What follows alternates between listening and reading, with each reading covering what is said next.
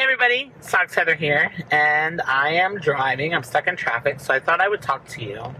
I've been meaning to do this video ever since I went to Oregon for work and Ohio for vacation. I wanted to talk about flying while fat. And I know a lot of people hate the word fat. I tend to use it because it takes some of the power away from the word. I'm a fat girl. I'm not saying that to insult myself. I know there's some people that are like, I'm so fat. And everyone's like, you're not fat, you're not fat. Well, the thing is, I know when I say it, people are like, oh, no, you're not fat, you're not fat. Come on, I'm fat. It's okay. It's okay. So flying while fat, it is difficult. At this point, I went on to a rant about a woman who made a video about fat people on a plane. I didn't want to give her any attention, so I deleted it. So back to talking about flying while fat. When we're flying while fat, there's so much anxiety. I know people who just won't take a trip because they don't want to get on a plane and they don't want to have to worry about the seatbelt. They don't want to have to worry about sitting next to someone that they're going to make uncomfortable. Believe me, when you skinny people or those skinny people come walking down the aisle and they have to sit in the middle seat next to us, we apologize. I've seen overweight people apologize. As soon as someone sits down, I've seen overweight people say, I'm sorry. Why? Why are you sorry that you're taking up space? I get it. We all want to make ourselves smaller. I'm doing it. I'm doing Weight Watchers to make myself smaller. But we're apologizing for the fact that we take up space. Now, it is not comfortable. It is miserable. So if you're flying on a vacation, it can really dampen that vacation because you have to think about the flight. And then you enjoy yourself while you're on your vacation, but then you have to think about the flight home. And you wonder which airlines, because some airlines have more comfortable seats than others. Some airlines have longer seatbelts than others. They make them bigger. They can certainly make those stupid seatbelts longer. There are people who are bigger in the butt and they can fit a seatbelt around their stomach. There are people like me who have no butt and can have a bigger stomach. And so it's harder for me to fit a seatbelt around my stomach. So I actually have, and here's a tip. Here's one of the tips. The whole point of this video was to give tips on flying while fat, but now I've gone off onto a tangent, so I apologize for that. But tip number 1, invest in a seatbelt extender. If you are overweight, it should not stop you from going on a trip. It shouldn't. So, tip number 1, buy yourself a seatbelt extender. If you do that and preempt it, you will save yourself at least 1/4 of the anxiety of flying. Because having to ask a flight attendant for a seatbelt extender can be embarrassing. I've done it. Having to ask a flight attendant for a seatbelt extender and then being out of them is not fun. Because you're taking a chance. If you don't have your own, you're taking a chance that they don't have one, and then what? Then it becomes a big deal. There's being attention drawn to you in your seat because you don't have a seatbelt extender, because they're trying to help you get your seatbelt on. It becomes pretty mortifying. For me, it was. So I bought a seatbelt extender. Tip number 2. Southwest has different seatbelts than any other airline. And they don't sell Southwest airline seatbelt extenders at like Amazon or something like that. So keep that in mind. Here's the thing about Southwest. They usually do have seatbelt extenders on the plane. So tip number 3. Southwest makes accommodations for plus size flyers. And they call them customers of size. I think that's what they call them. And the way I found out about this was because I was flying to Oregon with my employee, and she had asked me something about the check-in time, because you can check in online early, so you don't have to wait so much when you get to the plane. And here's the thing about Southwest. Southwest has open seating. Sorry for the jiggly. Southwest has open seating on their planes. So if you've never flown Southwest, here's how it goes. You get assigned a boarding group based on when you check in for your flight. And so the key is you want to check in as early as possible because they have open seating. And if you're last to check in and you don't check in until you get to the airport and you're at the end of the line, you're going to get on a very full plane, and then you have to pick and choose. You have to take what you get, basically, when you get on the plane. So the earlier you check in, the easier it is to find a seat. And even if you don't do what I'm about to tell you regarding customers of size, this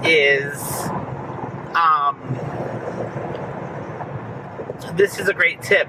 Check in as early as possible because, so I guess that's tip number 4. Check in as early as possible if they don't have assigned seats, because then you'll get there earlier and you can choose your seat better. Nothing is worse. Well, there are lots of things that are worse, of course, but it's really kind of crappy when you get on a full plane because you were running late or you didn't check in time, and you're walking down the aisle and all that's left are middle seat. For me, I mean, of course I don't want to inconvenience them, but I also don't want to sit between. Nobody likes middle seat. I don't care how thin you are. Nobody likes the middle seat. Nobody likes to be scrunched in like this, especially if you're a customer of size. It's harder to not touch someone. So that's another tip. I think we're at tip number 5. So I was checking online to see how early we could check in, and I found out we could check in. And the standard is 24 hours ahead of time. So 24 hours before your flight, you can go online and check in. And so when I was looking that up for her, I was in the FAQ section of the Southwest website. Sorry. And I just saw a little FAQ right below it that said something about customer of size. And I thought, I'm a customer of size. And so I clicked on it. And they have a policy that I never knew any airline had. And I still don't know if other airlines have it. I need to research it, because if so, what a life-altering thing. Now, here's what happens. So, tip number 5, fly Southwest whenever you can because of their customer of size policy. This isn't an ad for Southwest, but I have to say, between the free luggage, they don't charge for luggage. All other airlines charge for luggage now. And I think on Southwest, your first 2 bags are free, which is considerable because everybody else charges at least $26. I think the going rate that I've seen is around $25 to $30 for a bag.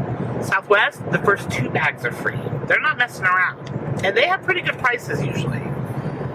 But it's something to consider when you're figuring in a price. If another flight is cheaper on another airline, figure in that money that you're going to spend for checking your bags, because that makes a difference. That's probably $50 more because you're checking one in going and checking one in coming back. Wow, I'm really on a tangent today. So, the customer of size policy at Southwest is this. When you are buying your ticket online, and I didn't know this till after my ticket was purchased, but it still worked out for me. When you're buying your ticket online, if you buy a second ticket, you can market your customer of size tickets.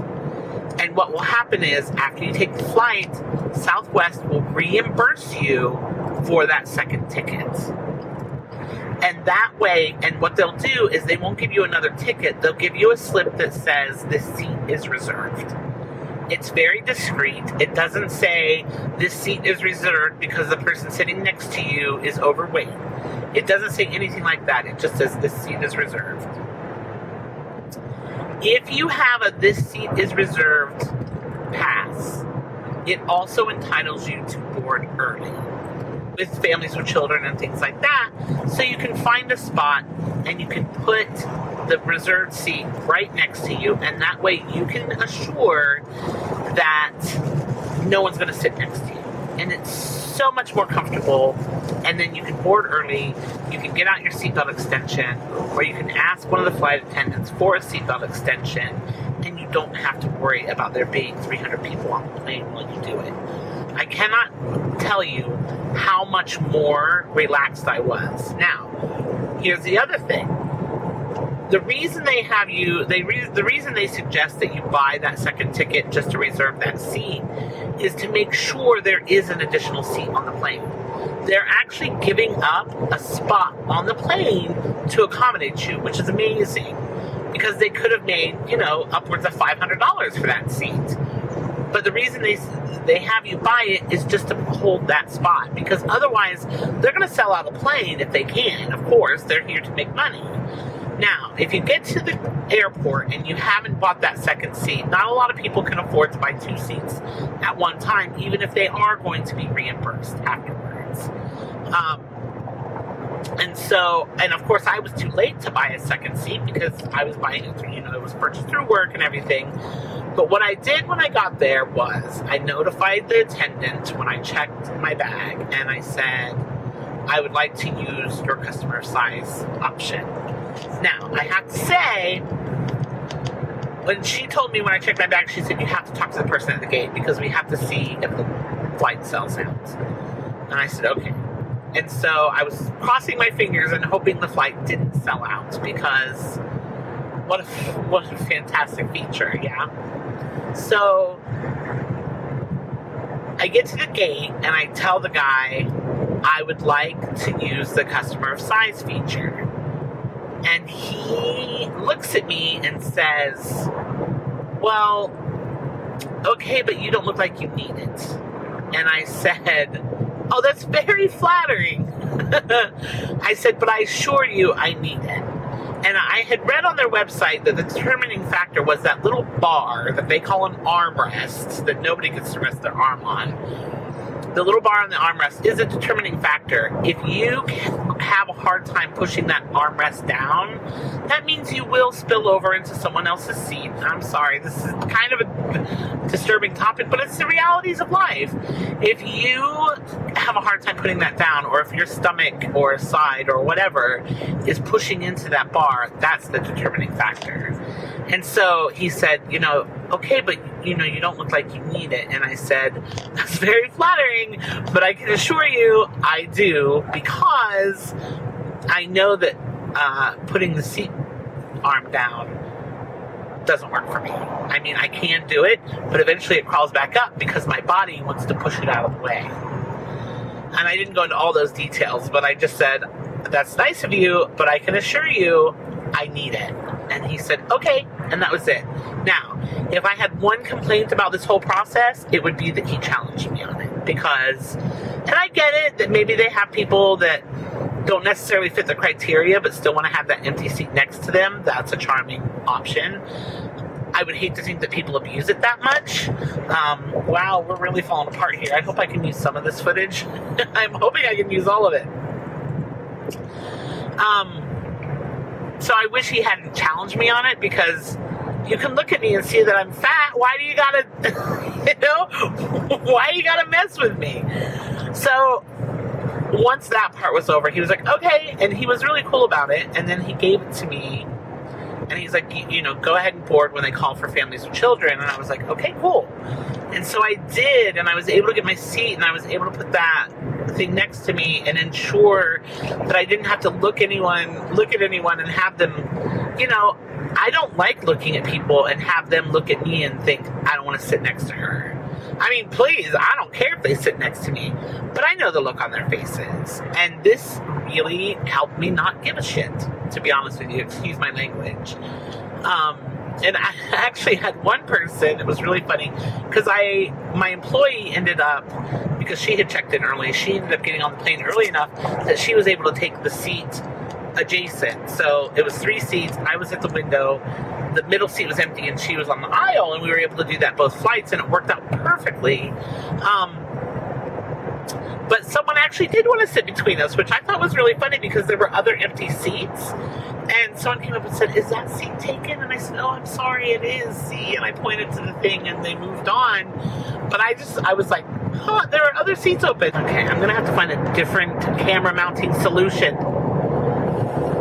So, let me turn on my nav, because I think I need to know where I'm going.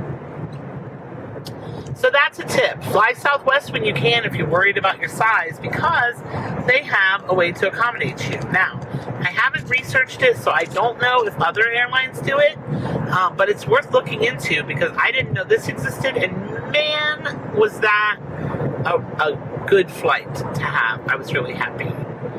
Now, if you can, here's tip number 6. Fly with a skinny person. Because when I fly with the Persian, it really makes life easier because he is always willing to take that middle seat if a flight is full. Which is very nice of him. I really appreciate it. And of course, he doesn't mind if, he doesn't mind if my body parts spill over into his seat a little bit. He likes that anyway. So he doesn't mind. So, in fact, he likes it. He likes being that close. But those are the things about flying while fat. These are the things that we go through.